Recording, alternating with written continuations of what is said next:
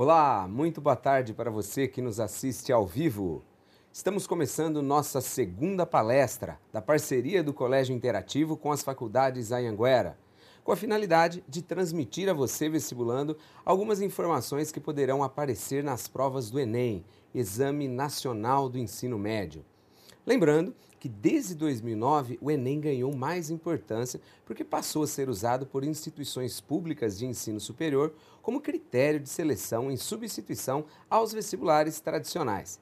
A participação no exame também é pré-requisito para quem quer participar de programas de financiamento e de acesso ao ensino superior, como é o caso do Programa de Financiamento Estudantil FIES, ou o Programa Universidade para Todos, o ProUni, e o Ciências Sem Fronteiras. Nesse ano, o Enem conta com aproximadamente 6 milhões e meio de inscritos e as provas ocorrerão nos dias 3 e 4 de novembro, às 13 horas. Nossas palestras estão sendo transmitidas ao vivo toda segunda e quarta-feira, às 16 horas, e a programação pode ser consultada no site da Anhanguera. Na palestra de hoje, o tema será o uso da água pela sociedade. E nós trouxemos aqui o professor Marcelo Maestrelli, conhecido também como Morrinho, daqui a pouco ele vai falar por que conhecido como Morrinho, para falar um pouquinho sobre o uso da água. O Marcelo, que entre outras coisas é um apaixonado pelo Palmeiras, está um pouco preocupado, mas mesmo assim vai falar um pouco sobre a água, esqueceu o Verdão. Morrinho, muito obrigado pela sua presença, boa tarde. Boa tarde, Glauco, boa tarde, querido aluno. Vamos deixar as tristezas de lado, vamos começar a focar a nossa atenção para o Enem, um momento muito importante para os alunos. Queria dizer que é uma satisfação muito grande estar aqui e poder ajudar os alunos aí nesse momento tão importante da vida de vocês, que é prestar o vestibular, que é fazer a prova do Enem, é escolher a carreira, é lidar com todas as dificuldades que esse momento traz. É isso aí. Bom, vamos começar então falando um pouquinho de um panorama geral da água na sociedade. Esse é um tema que é recorrente hoje, né, Morrinho? É um tema que, em geral, aparece como tema de redação, aparece em prova e, eventualmente, deve aparecer no Enem também. Exatamente, Glauco. O tema água é um tema muito recorrente nos vestibulares e também no Enem. Existem competências específicas na parte de ciências humanas que trabalham esse uso de água pela sociedade. Como você também frisou, Glauco, a redação costuma trabalhar também bastante com o tema água. Lógico, né? Não são anos seguidos que as redações são trabalhadas com esse tema, mas eventualmente esse tema também pode aparecer. Então é legal a gente discutir um pouquinho sobre a distribuição, sobre a disponibilidade, sobre o uso e vários temas polêmicos que existem no Brasil acerca do recurso água. É isso aí. Outro dia eu conversava com o professor Alex Neres Turci, que é professor de História do Colégio Interativo também, das faculdades Anhanguera, e a gente discutia a questão de que é um tema extremamente recente essa discussão em cima da água, porque você pega, por exemplo, 1968, 1969, muita discussão em torno de temas sociais e o meio ambiente deixado de lado. Hoje, como que a gente pode analisar a distribuição da água no planeta Terra? Oceanos, mares, rios. Isso, vamos falar um pouquinho sobre a distribuição, sobre a disponibilidade e também sobre a distribuição. Muita gente na geografia brinca, né, que o planeta Terra não devia se chamar planeta Terra. Praticamente 70% do nosso planeta é formado por água.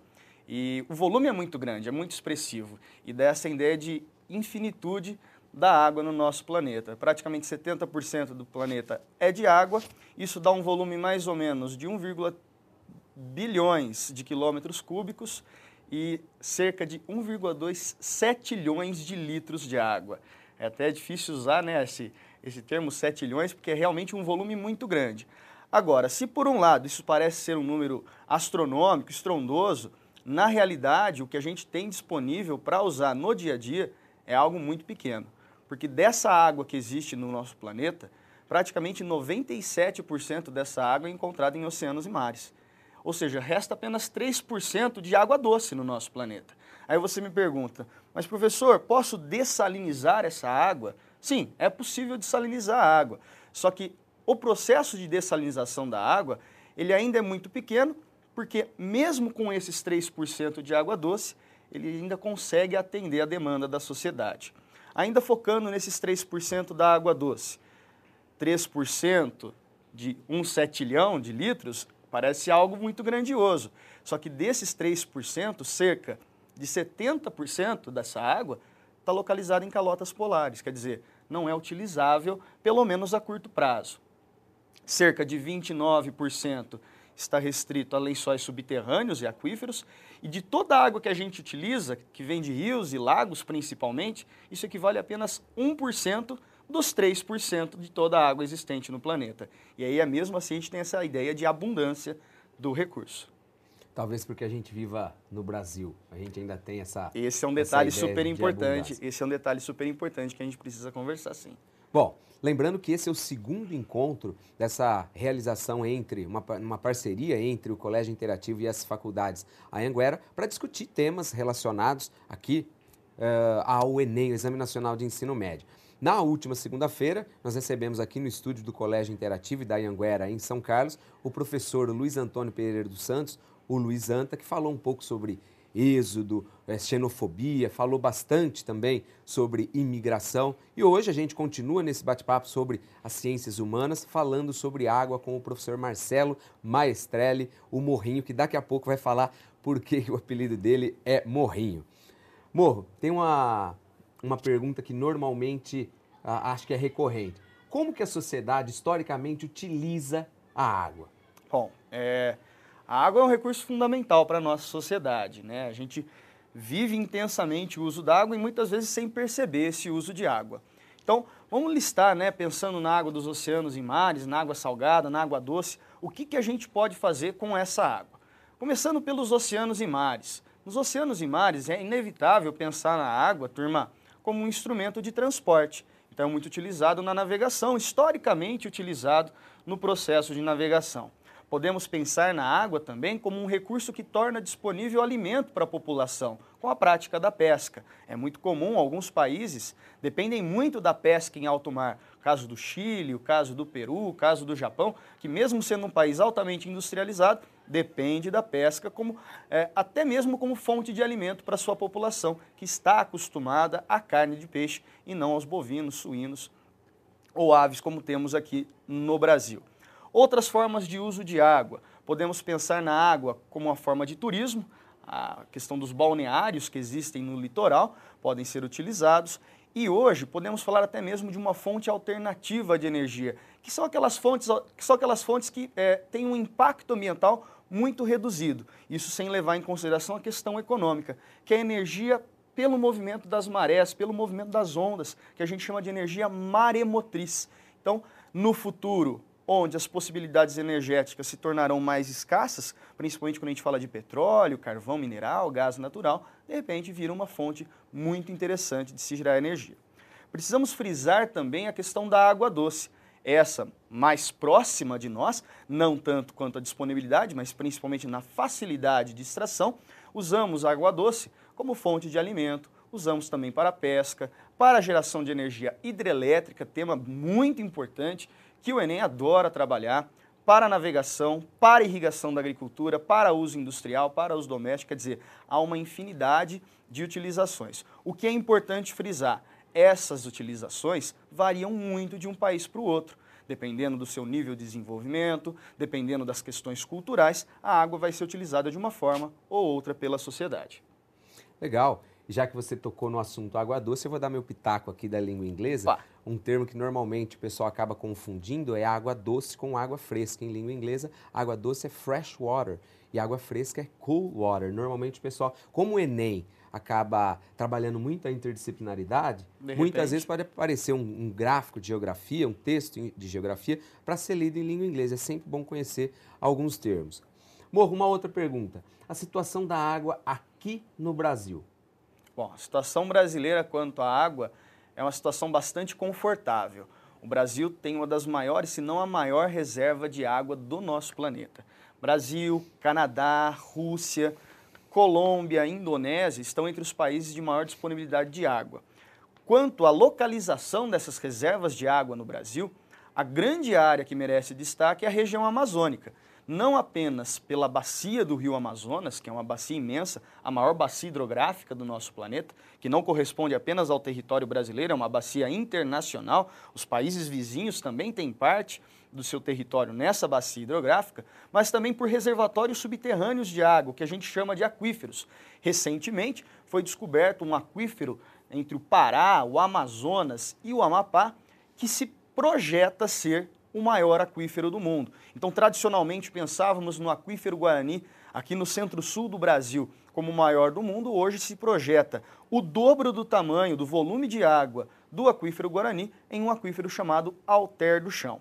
Logicamente que não apenas a região norte do Brasil, a região amazônica, tem essa grande disponibilidade. A água está muito bem distribuída no nosso território. Apenas uma região sofre esse problema de carência hídrica, de escassez hídrica, que é a região do sertão nordestino. Uma região de clima muito seco, de rios temporários, mas que em meio a essa situação há a passagem de um rio super importante, que é o Rio São Francisco, e a viabilidade de um projeto que já está sendo executado, que é o de transposição desse rio, outro tema polêmico que a gente ainda vai conversar nesse bate-papo de hoje. Legal, lembrando que você pode fazer perguntas. Nos últimos 10 minutos nós vamos ficar uma meia hora batendo um papo aqui, o Morro explicando vários conceitos relacionados à água, e depois você pode fazer perguntas que eu vou repassar para ele, alguma dúvida que você tenha a respeito daquilo que ele falou, ou alguma coisa que não foi mencionado por ele, você pode perguntar também. Uma questão que também eu acho importante a gente discutir é como que a sociedade brasileira utiliza a água. Se você pegar, por exemplo, os Estados Unidos, estados como Califórnia e Idaho acabam utilizando quase que 80% da água na agricultura e apenas 20% para abastecer as cidades. No Brasil é algo semelhante? É algo semelhante. Isso é uma média mundial. A maior parte da utilização da água no mundo se dá pela atividade agrícola. Cerca de 70% da água utilizada no mundo se dá pela agricultura. Cerca de 22% dessa água é feita pelas indústrias e o resto, cerca de 8%, o uso doméstico. A agricultura brasileira tem uma demanda ainda maior. Como a nossa pauta de exportações depende muito da atividade agrícola, a demanda por água se torna muito mais intensa. E como que a água é utilizada dentro da agricultura? Basicamente, a água é utilizada nos sistemas de irrigação. E aí, a gente precisa parar para pensar como que a gente está utilizando essa água, seja na agricultura, seja na indústria, ou seja no uso doméstico, e se a gente está usando racionalmente essa água. Porque quando a gente fala no uso agrícola, despeja-se uma grande quantidade de água sem finalidade. É o famoso sistema por dispersão. Quando a gente está numa estrada, a gente está tendo uma paisagem agrícola e vê aquele sistema jorrando água, uma paisagem até super bonita, mas que de repente não é tão viável em termos ambientais, tão viável em termos econômicos. Uma técnica adequada para se pensar racionalmente no uso da água na agricultura seria a técnica de gotejamento, onde você disponibiliza esse recurso diante da necessidade real daquele tipo de plantação. Como nós temos essa grande disponibilidade, Glauco, a gente acaba não pensando dessa forma do uso racional. A mesma coisa acontece no uso industrial. A gente fala que tem como exemplo, um exemplo bem drástico, para se produzir, Glauco, 1 tonelada de aço, a indústria siderúrgica, para fazer 1 tonelada de aço, usa 300 toneladas de água.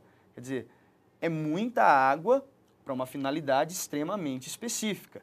Se houvesse, de repente, um reuso dessa água, tornaria pelo menos mais viável a sua utilização e não a captação direta de um rio, de um lago ou mesmo de um aquífero para depois ser despejada na própria natureza.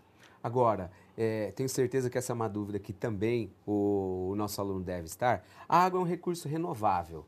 Se é um recurso renovável, por que tanta preocupação? Por exemplo, a água que existia no planeta na época dos dinossauros não é basicamente a mesma quantidade da água que existe hoje? Enquanto água é um recurso renovável, o que tem acontecido bastante, gente, que a gente tem que estar muito atento, é que a potabilidade dessa água está sendo muito afetada. Então, o uso é desenfreado. Falei da agricultura, falei da indústria, e vamos falar um pouquinho do uso doméstico antes de acabar respondendo essa pergunta do Glauco. Quando a gente está em casa, tomando banho, escovando os dentes, lavando a louça, de repente lavando a calçada, que muita gente já briga, quando vê alguém lavando a calçada ou lavando o carro. Às vezes tem gente lavando. Exatamente, sem necessidade alguma, utiliza-se muita água. Alguns dados para vocês terem mais ou menos ideia. Numa simples escovação de dentes, cerca de 5 minutos escovando os dentes, com a torneira ligada, você desperdiça cerca de 80 litros de água. Quando, na verdade, você poderia desperdiçar pouco mais do que 1 litro ao simplesmente abrir a torneira, molhar a escova, escovar os dentes e depois só fazer o enxágue da sua boca. Então, quer dizer, é uma economia muito importante de se fazer. Quando você toma um banho um pouco mais demorado, são 240 litros de água que são desperdiçados. Numa pia que você leva 10 minutos para lavar, são cerca de 220. No carro, são mais de 500 litros de água. Então, quer dizer, como que a gente vai mobilizar a sociedade para usar melhor essa água? Um dos instrumentos, obviamente, que é a educação. Então, aqui a gente está nesse momento especial, tentando conscientizar a população, transformar a sociedade, transformar o mundo através da educação. Mas também é preciso uma campanha massificada de mídia, é preciso políticas públicas que atendam essa necessidade da água para ser vista como um bem não renovável, um bem que vai se tornar escasso, porque a água potável está se tornando escassa. Agora, por que ela está se tornando escassa? Porque além dessa utilização desenfreada, há a poluição da água. Então vamos pensar que processos levam a essa poluição da água. Existem processos agrícolas, industriais e domésticos para a poluição da água. Em termos agrícolas, é muito comum na agricultura moderna que temos hoje no Brasil, que está se tornando cada vez mais moderna, o uso intenso de agrotóxicos, o uso intenso de fertilizantes químicos, que quando são adicionados à água, seja da chuva, seja de um rio, acabam deteriorando a qualidade dessa água. Quando ela é absorvida pelo solo, ela chega ao aquífero, ela chega ao lençol subterrâneo poluída. E é desse aquífero que vai se aflorar para os rios, que vai chegar aos mares. E isso não é só danoso para a nossa saúde, é danoso para o ecossistema de uma forma geral, porque isso vai afetar a cadeia alimentar, isso vai afetar a população como um todo, o ecossistema, a natureza como um todo. No processo industrial, grande poluição por causa dos dejetos industriais. Então vamos pensar na indústria têxtil. A indústria têxtil usa muito corante. Esse corante vai parar aonde depois que ele é utilizado? Provavelmente em um rio. E a vida que existe dentro desse rio? Ela acaba sendo danificada. Uso doméstico. Uso doméstico, basicamente, a gente polui com formação de esgoto, o que é natural. O grande problema no Brasil é que não há um tratamento adequado de esgoto. Praticamente 50% das casas, das cidades brasileiras, não das casas, mas das cidades brasileiras não tem um tratamento adequado de esgoto. Diz uma estatística, se a gente investisse um pouco mais no tratamento de água e de esgoto, diminuiríamos consideravelmente os gastos com saúde pública. Então, quer dizer, estamos falando de vários problemas ao mesmo tempo, de um problema natural, né, que é a própria qualidade da água, e de um problema socioeconômico, que é a dificuldade que se tem no Brasil em utilizar racionalmente esse recurso e os impactos voltados para a própria sociedade. Perfeito. E acho que resumindo bem o que o Morrinho falou, o grande problema não é a quantidade de água, e sim o uso e a qualidade dessa água. Perfeito. Bom, lembrando que aqui está o professor Marcelo Maestrelli, o popular Morrinho, que é professor do Colégio Interativo, que está nessa parceria com as faculdades Anhanguera, no segundo encontro.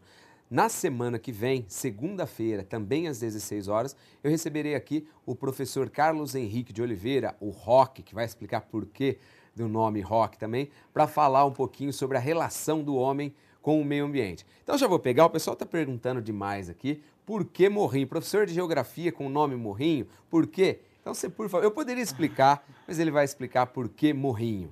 Olha, Glauco, é bacana a história, porque quando eu comecei a trabalhar como professor, eu era, na verdade, um monitor, eu era um assistente de professor. Eu ainda estava na faculdade, e quando eu cheguei aqui no colégio, comecei a trabalhar aqui no colégio, isso no ano de 2003, eu era assistente de um professor chamado Montanha, o Henrique, né, professor também de Geografia, mas com o apelido é Montanha. E o Henrique, 2 metros de altura, 2 metros de largura. Parecia um lutador de vale tudo. Exatamente, né? E o Henrique era um Montanha. E aí um outro professor amigo nosso, Franco, falou assim, olha que legal, olha, o Montanha e o Morrinho.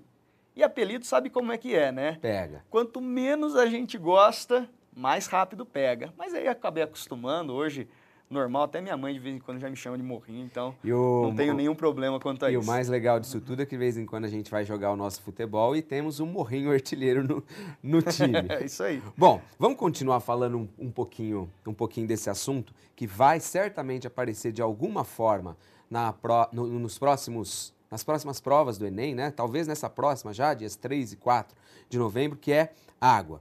Eu queria que você definisse ciclo hidrológico, que Vamos lá. Uma questão e um tema extremamente importante também, Morro. Quanto a cair no Enem, não há dúvidas, realmente vai aparecer no Enem. Tem uma habilidade específica que vai trabalhar com água. O que vem a ser o ciclo hidrológico ou o ciclo da água? É o próprio processo natural em que a água se torna um recurso renovável. Então vamos parar para pensar num determinado momento. A água do rio. A água de qualquer rio vai acabar desembocando no mar, seja um rio principal, de uma bacia hidrográfica, um afluente, um subafluente. O movimento das águas vai levar esse recurso até um mar, até um oceano. Nesse processo, turma, duas coisas acontecem. O escoamento superficial da água pela superfície terrestre, ao mesmo tempo a evaporação desse recurso. Pensando agora no processo de evaporação que acontece dos rios, dos lagos, dos mares e oceanos. A partir do momento em que a água é evaporada, essa água ela se torna uma massa de ar, uma grande porção de vapor d'água que acaba se direcionando aos continentes, acaba também precipitando nos continentes. Então a água sai do seu estado de vapor, torna-se novamente líquida. Dependendo de onde ela vai se dispor essa água, nas áreas mais montanhosas, ela pode passar por um processo de congelamento, porque vale lembrar, quanto mais elevada a altitude de uma região, mais baixa é a sua temperatura. Mas essa água também é escoada pela superfície, pode ser em determinadas regiões de rochas porosas, de rochas sedimentares, sugada pelo solo, dando origem aos lençóis subterrâneos, aos aquíferos, ou mesmo acabar parando nos rios, nos lagos, fazendo com que esse processo continue acontecendo continuamente. O que está acontecendo que é grave nesse ciclo hidrológico? Nós estamos interferindo nessa produção de água. De que forma? Os rios estão contaminados por dejetos industriais, dejetos agrícolas, dejetos domésticos. Aí você me fala, mas Morrinho, tranquilo, porque quando chegar no mar ou no oceano, a água evapora, limpam os poluentes, ela volta à natureza completamente limpa. Concordo em parte com a sua afirmação. O problema é que nós temos densas áreas de industrialização que usam como combustíveis os chamados combustíveis fósseis, petróleo, carvão mineral, gás natural, que são combustíveis altamente poluentes. A poluição derivada desses combustíveis, associada ao vapor de água, quando esse vapor de água condensa e provoca chuvas, torna essa chuva mais ácida. Então a água que está retornando à superfície já retorna também poluída. Então quer dizer, enquanto não houver uma conscientização da sociedade, realmente esse recurso vai se tornar muito escasso. Isso aí. Morro, uma informação que também é muito importante, um conceito que é muito importante, que hoje se fala demais, é o conceito de aquecimento global. Esse conceito acabou sendo, digamos, popularizado com o filme Verdade Inconveniente do ex-candidato à presidência dos Estados Unidos, o Al Gore, que acabou ganhando muitos prêmios com esse filme. De que forma a má utilização da água você acha que pode influenciar no aquecimento global, na temperatura do planeta? Olha, o impacto do aquecimento global sobre a água se dá principalmente nas regiões polares. Nas regiões de altas montanhas, porque são áreas mais suscetíveis ao aumento da temperatura. Então, o que se vislumbra? Vislumbra-se um degelo cada vez maior dessas regiões e vamos pensar separadamente. Nas calotas polares, à medida que o degelo acontece, Glauco, essa água derrete e vai parar na superfície dos mares e oceanos. É uma água que não é utilizável, pelo menos a curto prazo, a não ser que haja um processo de reutilização, de dessalinização, desculpa. Um impacto decorrente disso, o nível dos mares e oceanos vai aumentar gradativamente. Agora, temos que tomar um cuidado, Glauco. A gente geralmente está acostumado a ver filmes de Hollywood catastróficos e imagina que do dia para a noite vai vir uma grande onda gigante, um tsunami, e vai engolir todo o litoral. Não, não é assim.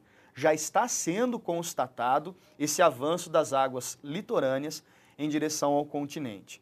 É devagarzinho, é bem gradual, mas ele acaba acontecendo.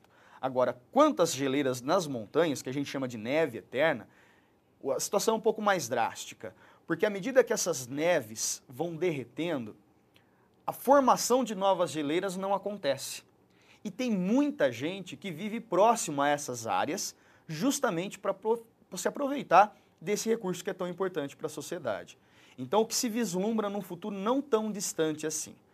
Áreas onde se formavam geleiras e os rios dependiam dessas geleiras, essas áreas vão desaparecer e os rios vão ter sua vazão cada vez menor. Isso vai afetar a agricultura daquela determinada região e vai afetar a sociedade daquela região. É bem provável que haja um movimento migratório a partir dessa área. E não é um movimento migratório, como a gente costuma falar, de ordem econômica, nem de ordem política, mas um movimento migratório de ordem ambiental. Legal, eu queria aproveitar e agradecer o professor Bacia que está aqui no estúdio, me informa que a professora Karina, lá de Valinhos, me mandou um camisão xadrez bem legal para utilizar no próximo programa. Eu queria agradecer demais a ela. Já tem uma pergunta que vai direto ao assunto. Legal. Como é que essa questão pode aparecer, a água pode aparecer na prova do Enem? É um gráfico, é um texto para análise, é uma imagem? Olha, vamos pensar já como apareceu? Como apareceu já? Já vi mapas identificando bacias hidrográficas brasileiras, já vi mapas mostrando o aquífero Guarani e fala-se basicamente sobre localização, utilização, degradação. Existe um outro tipo de questão que pode aparecer exatamente sobre situações-problemas. Então o Enem gosta muito de que o aluno tenha que resolver essa situação-problema. Então ele vai colocar uma situação de uma bacia hidrográfica, de uma área industrializada, altamente poluente, e dentre as alternativas você escolher a opção política mais adequada para melhorar a qualidade da água dessa região. Pode cair gráfico, pode cair mapa, pode cair tabela, e sempre, aluno, tenha cuidado ao realizar a interpretação. Cuidado também para não perder muito tempo no gráfico, no mapa ou na tabela, porque às vezes você perde um tempo desnecessário. Então passe as alternativas e para cada alternativa você vai conferindo aquela informação que está naquela determinada imagem. Normalmente, a imagem e o texto vão trazer as respostas ou o aluno tem que ter um conhecimento prévio para responder as questões? Geralmente traz as respostas, geralmente. Ou seja, tá? a interpretação de texto, interpretação é fundamental. característica do Enem, né, amor? Exatamente. É muito importante. Aquela informação decoreba é cada vez menos cobrada, né? É difícil aparecer esse tipo de questão no Enem. É realmente a contextualização, a interdisciplinaridade e a interpretação daquelas informações. Bom, um tema que a mídia tem abordado bastante também é a geração de energia elétrica a partir da água. Esse é um tema polêmico, mas que pode aparecer na prova e mais do que isso, por ter aparecido aí em primeira página de jornal, capa de revista, pode ser que apareça e pode ser que apareça para o aluno dissertar sobre isso também. Exatamente, na própria redação. Então, o que a gente tem no Brasil? A gente tem uma grande disponibilidade de água, nós temos um predomínio de rios planálticos aqui no Brasil. E o que seria um rio planáltico? O nosso relevo é formado principalmente por planaltos. Então, são rios que apresentam grandes quedas d'água ao longo dos seus cursos. Isso pode ser aproveitado de forma mais fácil para se gerar energia hidrelétrica. A grande vantagem da energia hidrelétrica frente às outras modalidades de energia é que se trata de uma energia renovável. O próprio ciclo hidrológico acaba levando a água de volta ao rio, proporcionando assim a geração de energia.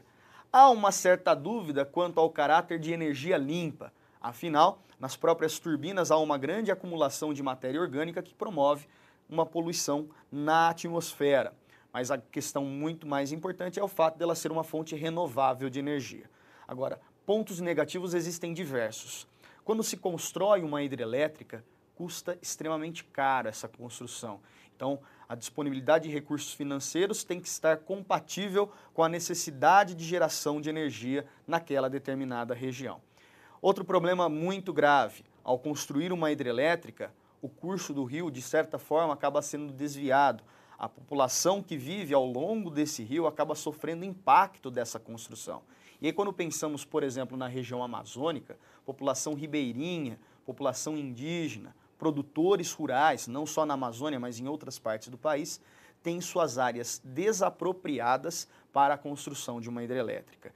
O desmatamento é uma prática frequente também. Então, quer dizer, quando a gente pensa no tema bem mais recente, que é a construção da usina hidrelétrica de Belo Monte, a construção que fica no Rio Xingu, na bacia amazônica, a construção da usina Giral, da usina Santo Antônio, ambas localizadas no Rio Madeira, no estado de Rondônia, também na bacia amazônica. Por que se quer construir novas usinas hidrelétricas? O governo brasileiro acredita que num futuro não tão distante assim, a gente tem um crescimento econômico muito grande. e esse crescimento econômico teme-se não ser acompanhado pelo crescimento na produção de energia. Então, para evitar um colapso energético, como aconteceu em 2001, o famoso apagão, a necessidade urgente do governo em construir novas usinas hidrelétricas.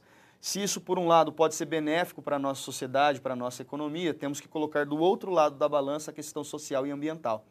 Talvez possamos usar ainda o modelo de construção de hidrelétricas como fonte energética, como matriz energética brasileira, mas a gente tem que pensar num modelo de pequenas hidrelétricas. Pequenas hidrelétricas diminuem a questão do custo, diminuem também a questão dos impactos. Então a gente tem que analisar melhor como construir, onde construir e que tipo de reflexo isso vai ter. Morro, acho que você acabou de responder a pergunta do Paulo, lá de Sertãozinho, que pedia justamente para você comentar a construção de hidrelétricas na Amazônia, em especial falar um pouquinho de Belo Monte. Tem uma outra pergunta aqui, da Cláudia, aqui de São Carlos mesmo, que pede que você comente a transposição do Rio São Francisco.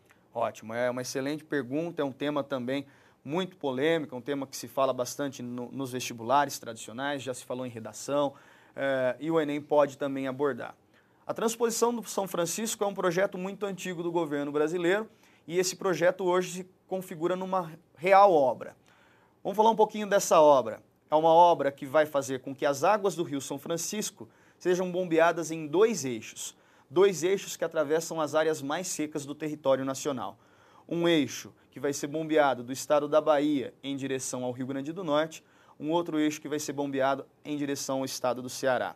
Qual o intuito governamental ao construir uma obra como essa de altíssimo custo? O intuito é fazer com que a água gere desenvolvimento nessa região, tornando as áreas do clima semiárido do sertão nordestino áreas agricultáveis e que os pequenos produtores que lá vivem e que mal conseguem produzir, dadas as condições climáticas e ambientais, passem a produzir nessa região uma agricultura de subsistência, que se torne uma agricultura comercial e que isso promova uma melhoria no seu padrão de vida. Qual é o grande problema da construção dessa obra?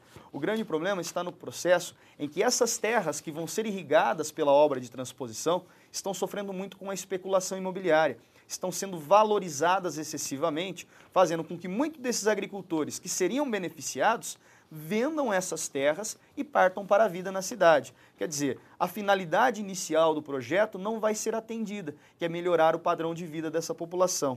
Pode-se até melhorar num primeiro momento, mas não acredito que seja uma melhora a longo prazo.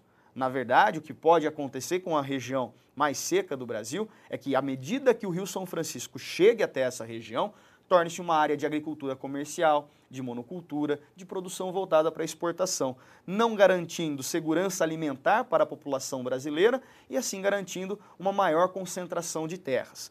Pensando em termos ambientais, temos outros impactos também. O próprio corte dessa região mais seca pelo Rio São Francisco transposto pode fazer com que a área de caatinga, a vegetação original dessa região, seja alterada. O desmatamento dessa formação vegetal seja feito. E há ainda uma dúvida muito grande quanto à vazão do Rio São Francisco no momento posterior à obra de transposição. Muitos acreditam que, após a obra de transposição, o volume do São Francisco até sua foz no Oceano Atlântico possa diminuir consideravelmente. Legal, e temos mais pergunta aqui, Morro. Uma pergunta bastante interessante que apareceu mais que uma vez aqui é: onde são os locais que podem ocorrer guerras por causa de água? Então, por exemplo, pensando aí talvez no Oriente Médio, e se futuramente o Brasil pode se tornar um exportador de água? Muito boas perguntas. Vamos à primeira, então, falando da situação de guerras pela água. As áreas que sofrem uma carência muito grande de água são as áreas no Oriente Médio, no continente africano principalmente. Algumas áreas no México, algumas áreas na Oceania, especialmente na Austrália, mas onde o problema é realmente crítico é no norte da África, junto ao Saara, e no Oriente Médio, que tem um clima também desértico. No Oriente Médio já existem conflitos pela água. Vale destacar que hoje existe uma ocupação israelense no norte do seu território, na fronteira com a Síria, onde se localiza a nascente de um rio importante da região, que é o Rio Jordão. Então, numa região onde o Rio Jordão, o Rio Tigre, o Rio Eufrates, são poucos rios permanentes nessa área, ter acesso à nascente é algo fundamental para a sociedade. No futuro, o Brasil pode ser, de repente, um alvo de um conflito, de uma guerra? Acho difícil.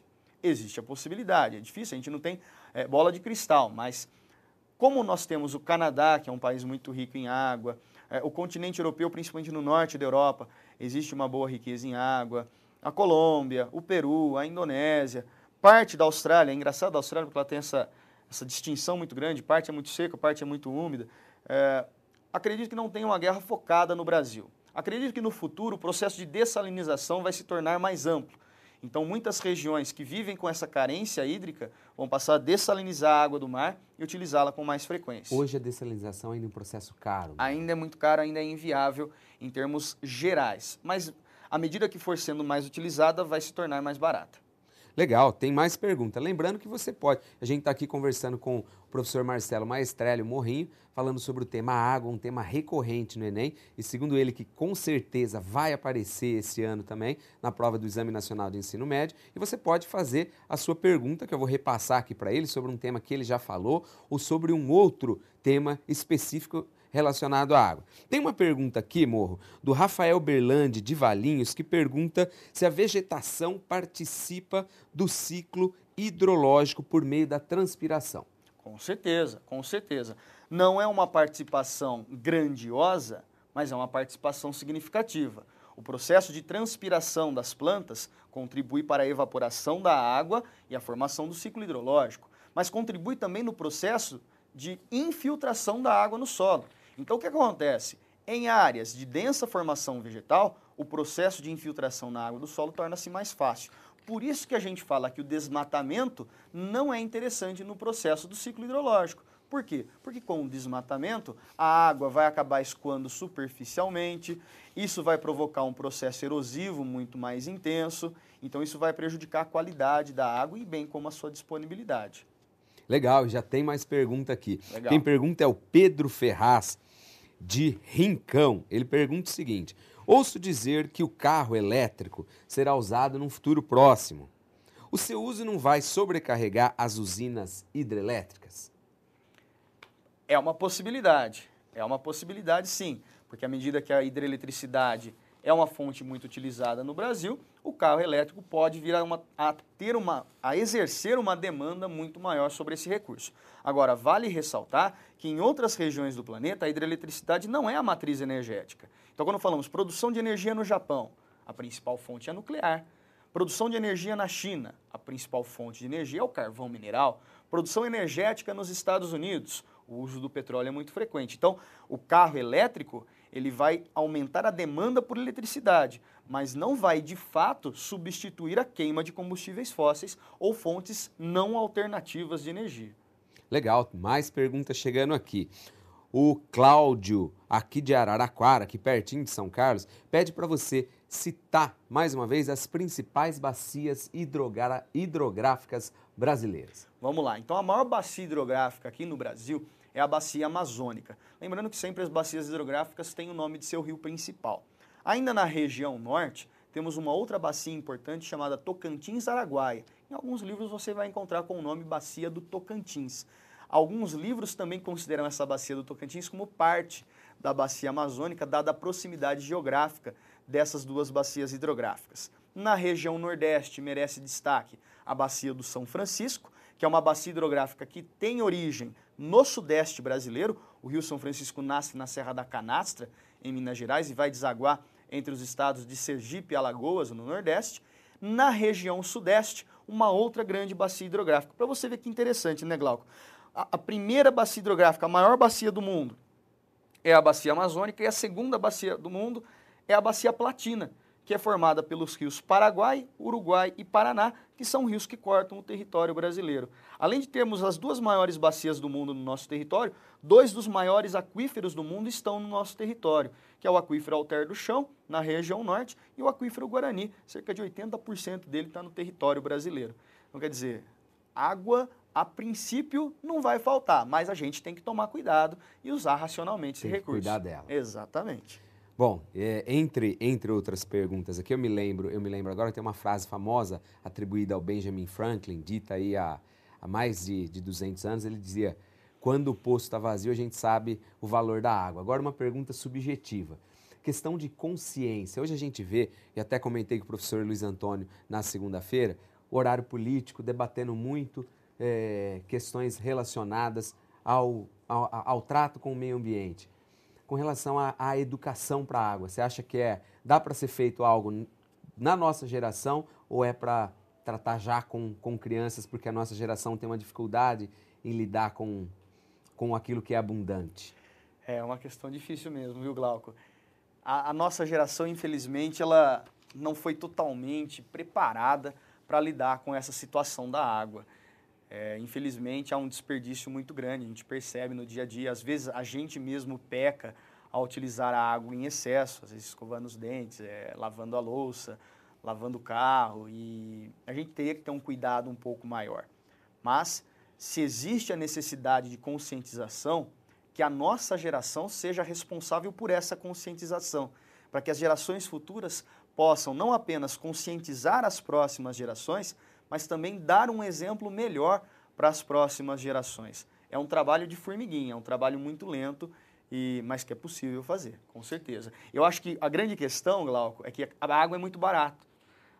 O custo da água no Brasil é muito baixo. O que nós pagamos, na verdade, é os governos levarem a água até exatamente, a gente, porque não a água em si. Exatamente, porque a água é barata. A gente paga o tratamento da água, mas mesmo assim é um custo muito baixo. Acho que se a gente sentisse um pouquinho mais no bolso, talvez utilizássemos melhor esse recurso. Com um pouquinho mais de trato, de cuidado. Quando dói no bolso, a coisa muda. A coisa muda, né? Normalmente é assim com mesmo. tudo.